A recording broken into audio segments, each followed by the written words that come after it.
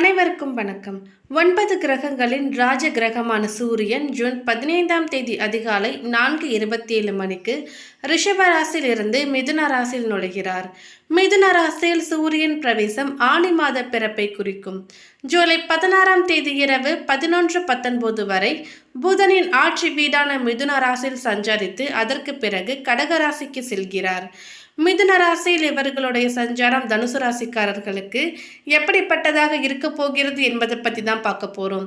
அதாவது இந்த ஆனி மாதமானது தனுசு ராசிக்காரர்களுக்கு எப்படிப்பட்ட மாதமாக இருக்கும் என்பது குறித்த பல முக்கியமான கணிப்புகளை பற்றி தான் தெரிஞ்சுக்க போகிறோம்.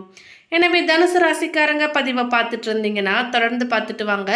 அது மட்டும் இல்லாமல் நீங்கள் இப்போ தான் நம்ம சேனலை ஃபர்ஸ்ட் டைமாக பார்க்குறீங்க அப்படின்னாலும் கண்டிப்பாக சப்ஸ்கிரைப் பண்ணிக்கோங்க. அப்படியே பக்கத்தில் இருக்கக்கூடிய நோட்டிஃபிகேஷனுக்கான பெல்லைக்கானையும் கிளிக் பண்ணிக்கோங்க. மூலம், பூராடம், பாதம் 1, உத்திராடம் ஆகிய நட்சத்திரங்களை உள்ளடக்கியது தான் தனுசு ராசி. தனுசு ராசியின் கிரக நிலையை பொறுத்தவரை தைரியஸ்தனத்தில் சனி, சுகஸ்தனத்தில் ராகு, பஞ்சம பூர்வ புண்ணியஸ்தனத்தில் செவ்வாய், ரணருண ரோகஸ்தனத்தில் குரு, சப்தமஸ்தனத்தில் சூரியன், புதன், சுக்கிரன், தொழில் ஸ்தனத்தில் கேது என்று கிரக நிலைகள் இருக்கின்றன. கிரக மாற்றங்களை பொறுத்தவரை ஆனி மாதம் 12ஆம் தேதி புதன்கிழமை அன்று சப்தமஸ்தனத்தில் இருந்த புதன் பகவான் அஷ்டம ஆயுள் ஸ்தனத்திற்கு மாறுகிறார். ஆனி 23ஆம் தேதி புதன்கிழமை அன்று சப்தமஸ்தனத்தில் இருந்த சுக்கிர பகவான் அஷ்டம ஆயுள் ஸ்தனத்திற்கு மாறுகிறார். மேலும் பஞ்சம பூர்வ புண்ணியஸ்தனத்தில் இருந்த செவ்வாய் பகவான் ரணருண ரோகஸ்தனத்திற்கு மாறுகிறார். தனுசு ராசியை சேர்ந்தவர்களுக்கு சூரிய பகவான் உங்கள் ராசியில் இருந்து 7வது வீட்டில் சஞ்சரிக்கும் பொழுது கலவையான பலன்களை கொடுப்பார். திருமண வாழ்க்கையில் கொஞ்சம் கசப்பு ஏற்படலாம், கருத்து வேறுபாடுகளும் இருக்கலாம். வேலை மற்றும் வணிக கண்ணோட்டத்தில் நேரம் மிகவும் சாதகமாக இருக்கும். தனுசு ராசிக்கு சப்தமஸ்தனத்தில் சூரிய பகவானின் சஞ்சாரம் நடக்க உள்ளது. இதன் காரணமாக உங்களின் நண்பர்கள், கூட்டாளிகள் மூலம் நல்ல ஆதரவை பெறுவீர்கள். வேலை தொழில் ரீதியாக பயணங்கள் மேற்கொள்ளவும் வாய்ப்பு இருக்கிறது. வணிகத்தில் நல்ல முன்னேற்றமும் லாபமும் ஏற்படும். பண பரிவர்த்தனைகள் கட்டுப்பாடு தேவை. பணம் தொடர்பான விஷயத்தில் அதிர்ஷ்டசாலியாக உணர்வீர்கள். திருமண வாழ்க்கையில் அவ்வப்பொழுது ஒரு சில பிரச்சனைகள் ஏற்படலாம். குடும்ப உறவுகளை அனுசரித்து செல்ல வேண்டும். ஆரோக்கியத்தில் மேன்மையும் புதிய உற்சாகமும் இருக்கும். குடும்பத்தில் கருத்து வேறுபாடுகள் ஏற்பட வாய்ப்பு இருக்கிறது. இருப்பினும் வெளிவட்டார பழக்க வழக்கங்களில் நல்ல ஆதரவு கிடைக்கும். வேலை மற்றும் தொழில் ரீதியாக பயணங்கள் மேற்கொள்ளவும் வாய்ப்பு இருக்கிறது. தொழிலை பொறுத்தவரை நல்ல முன்னேற்றமும் லாபமும் உண்டாகும். முடிந்த அளவிற்கு பணத்தை கையாளும் பொழுது சற்று கவனத்துடன் கையாள வேண்டும். தேவைக்கு ஏற்ற பணவரவு ஏற்படும். கணவன் மனைவிக்கிடையே ஒற்றுமை அதிகரிக்கும். ஆரோக்கியத்தில் நல்ல முன்னேற்றம் ஏற்படும். அதனால் உற்சாகமாக செயல்படுவீர்கள். மாத தொடக்கத்தில் அனைத்து காரியங்களிலுமே வெற்றி உண்டாகும். பணவரவு மகிழ்ச்சி தருவதாக இருக்கும். புதிய வாகனம் வாங்கும் யோகம் உண்டாகும். ஒரு சிலருக்கு எதிர்பாராத அதிர்ஷ்ட வாய்ப்புகளும் ஏற்படும். தெய்வ பக்தியும் ஆன்மீகத்தில் நாட்டமும் அதிகரிக்கும். புண்ணிய தலங்களுக்கு சென்று வரும் வாய்ப்பும் ஏற்படும். பொருள் சேர்க்கை உண்டாகும். ஆனாலும் உறவினர்களால் அடிக்கடி பிரச்சனைகள் ஏற்படக்கூடும் என்பதால் அளவோடு பேசுங்கள். கணவன் மனைவிக்கிடையே சிறு சிறு அளவில் கருத்து வேறுபாடு ஏற்பட வாய்ப்புள்ளதால் ஒருவரை ஒருவர் அனுசரித்து போவது நல்லது. குடும்பத்திலும் அடிக்கடி பிரச்சனை ஏற்படலாம்.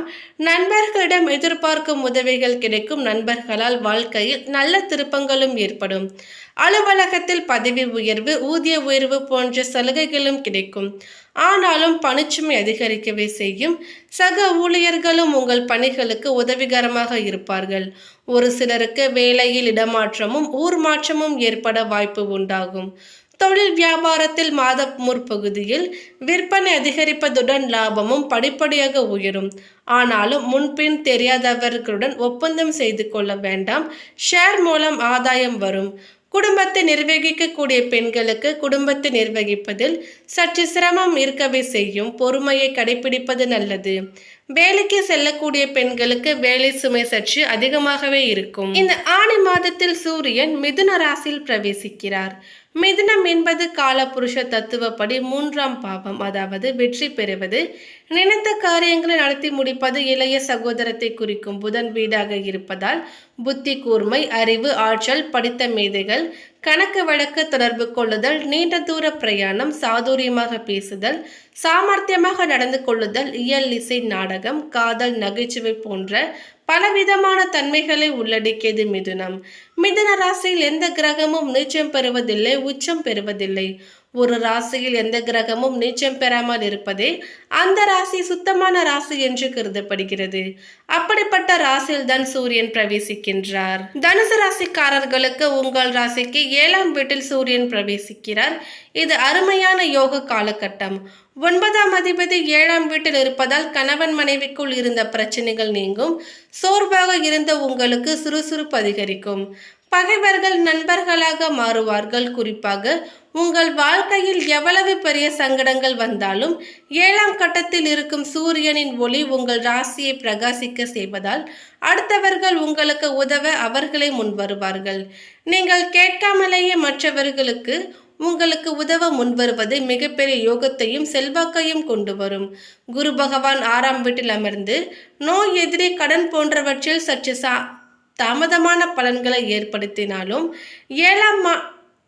7ஆம் பாவத்தில் ஆடி மாதத்தில் அமரக்கூடிய சூரியன் உங்கள் ராசியை பார்வையிடுவதால் எதிலும் வெற்றி அடையக்கூடிய வாய்ப்புகள் ஏற்படும். அடுத்ததாக மூலம் நட்சத்திரத்தை சேர்ந்தவர்களுக்கு உங்கள் ராசிநாதனின் பார்வைகள் 10, 12, 2ஆம் இடங்களுக்கு உண்டாவதால் தொழில் முன்னேற்றம் ஏற்படும். வியாபாரத்தில் ஏற்பட்ட தடைகளும் விலகும்.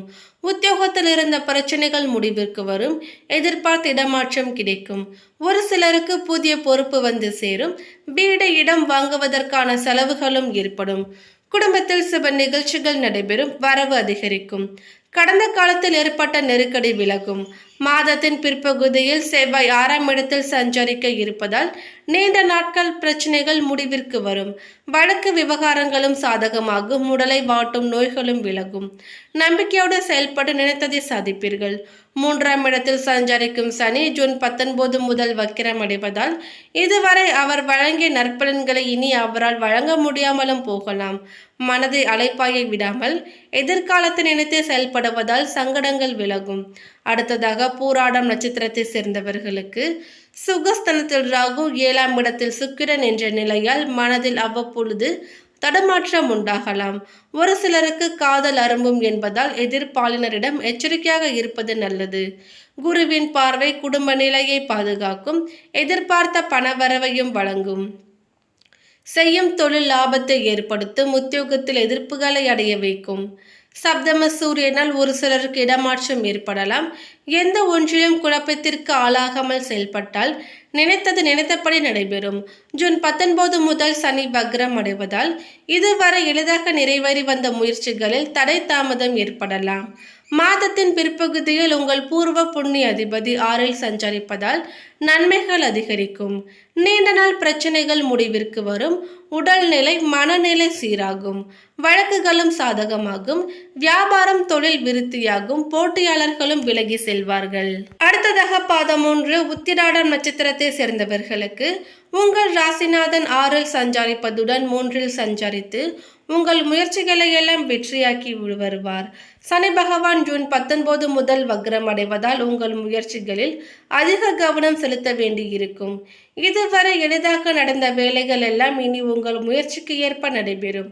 குருவின் பார்வை ஜீவனஸ்தனத்திற்கு பதிவதால் தொழில் வியாபாரம் முன்னேற்றம் ஏற்படும். வருமானம் அதிகரிக்கும்.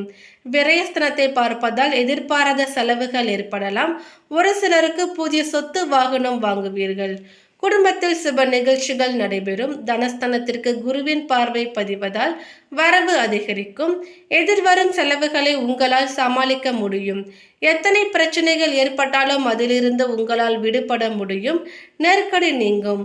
புதிய முயற்சிகளில் கவனமாக இருப்பதுடன் மற்றவர்களை நம்பி எந்த ஒரு செயலையும் ஒப்படைக்காமல் நீங்களே செய்வது நல்லது.